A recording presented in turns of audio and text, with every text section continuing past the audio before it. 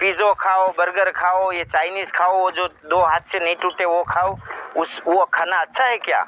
वो तो सिर्फ आपके मन को लुभाता है और लोगों को पैसा कमा के देता है। वो अच्छा खाना नहीं है। अच्छा खाना तो मात्र गाय ही दे सकती है और गाय का काम करना पड़ेगा। जिनको अच्छा खाना खाना है वो गाय के सानिध्य में रहना पड़ेगा। ऐसे ही अच्छा खाना नहीं होता। सबको अच्छा खाना खाना है, घी, दूध, दही, छाछ, मक्खन सब खाना है, लेकिन करना किसी को नहीं है। तो ये मशीन में तो बनने वाला है नहीं दोस्तों। जब हमारे अच्छा खाने की आप बात करोगे, हेल्थ की बात करोगे, तो 4 वेद, 10 दर्शन, 9 नीतियाँ, 6 शास्त्र, 18 पुराण, 108 उपनिषद, इन सभी ग्रंथों ने, महा ऋषि मुनियों ने गाय का बखान किया है और गाय का सानिध्य लिया है। इतने में हमें समझ आना चाहिए कि गाय ही सब कुछ देती है और गाय का घी, दूध, दही अच्छा खाने के लिए उसके साथ रहना पड़ेगा, उसका काम करना पड़ेगा, उसका गोबर उठाना पड़ेगा, तब जाके अपने को अच्छा खाना और अच्छा सौभाग्य मिलता है। जब हम कहते हैं कि हमारे कई लोग आज फोन आते हैं, हमारे उसको बच्चे नहीं हो रहे, इसको बच्चे नहीं हो रहे, पीरियड सिस्टम डिस्टर्ब हो रहा है, ये हो रहा है, वो हो रहा है, ये सारे प्रॉब्लम जो हम बाजार का खाना खाते हैं उसी का प्रॉब्लम है।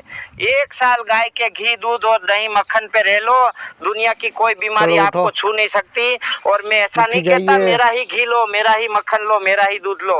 उसके लिए आप किसी भी छोटे गोपालक और गौशाला वाले का ले सकते हैं।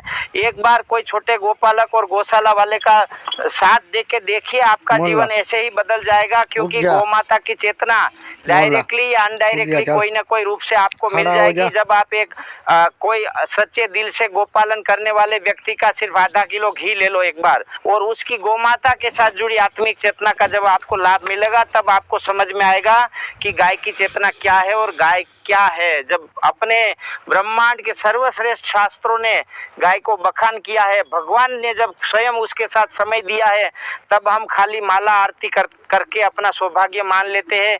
कई लोग तो गाय की फोटो लगा के मान लेते हैं, उतना पर्याप्त नहीं है। उसके लिए प्रैक्टिकल साक्षात स्वयं गौ माता धरती पे विराजमान है, देवों का भी देव गौ माता। तब हमें वो पिज़्ज़ा और बर्गर खा के अपना शरीर खराब नहीं करना चाहिए। यदि अच्छी, तंदुरुस्त और प्राणवान लाइफ जीना चाहते हैं तो गाय का सानिध्य ही हमें बचा सकता है। वंदे गो मातरम, भारत माता की जय। बारिश में मच्छरों का प्रभाव भी बढ़ जाता है, तो ऐसे समय में गौ माता को जब आप खुले में निकालोगे तो उसको बहुत ही संतुष्टि मिलेगी। जैसे प्राणी मात्र को खाना जितना महत्व का है, ऐसा ही विचरण और थोड़ा हिलना जुलना, ये दोनों सभी चीजें महत्व की है। यदि हम गौ माता को इस प्रकार से थोड़ा सा भी, भले हमारे यहाँ भी ज्यादा नहीं है, चरने का भी ऐसा नहीं है, सही बनेगा और फ्रूट, वेजिटेबल एंड सब्जी खेत में ही पैदा होगा, तो गाय और कृषि के बिना मनुष्य जीवन का जीना ही दुर्लभ हो जाएगा और असंभव हो जाएगा। टेक्नोलॉजी में हो जाए, गाय को आयुर्वेद से हटा दो, आयुर्वेद नपुंसक हो जाएगा। गाय को कृषि से हटा लो, कृषि जहरीली हो जाएगी। गाय को अध्यात्म से हटा लो, अध्यात्म अधूरा हो जाएगा। गाय को यज्ञ से हटा लो, यज्ञ अधूरा हो जाएगा। तो गाय ही सर्वत्र है और गाय ही मेरे जीवन का प्राणाधार है। मित्रों, आजकल पूरे देश से कॉल आ रहे हैं हमारे कस्टमर कॉल पे कि हमारी गाय को लंपी हुआ।